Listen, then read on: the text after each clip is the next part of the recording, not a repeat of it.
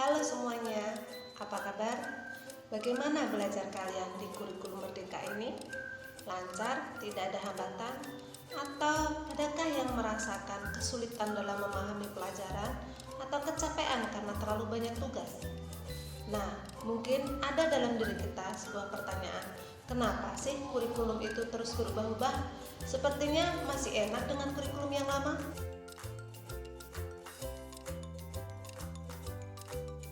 Kehidupan senantiasa mengalami perubahan.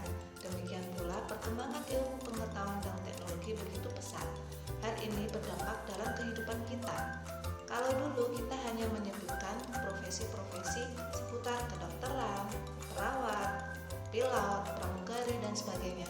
Namun saat ini kita bisa memilih berbagai profesi yang bermunculan di era digital ini. Maka dari itu, perubahan itu berdampak pada diri kita, termasuk dalam penguasaan ilmu pengetahuan maupun kompetensi yang harus kita miliki. Kemudian, kurikulum juga harus mengalami perubahan. Hal ini dilakukan agar sesuai dengan kebutuhan dan juga tuntunan zaman.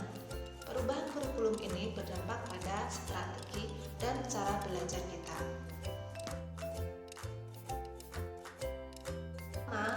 Belajarlah sesuai dengan diri sendiri. Belajar sesuai dengan gaya belajar kita, apakah kita seorang visual, auditori, atau kinestetik. Selain itu, penting bagi kita untuk mengetahui bakat dan minat. Hal ini bisa diketahui dengan mengikuti tes yang sudah banyak kita temukan di media internet. Yang kedua, kita bisa belajar dari berbagai media maupun sumber yang ada di sekitar kita.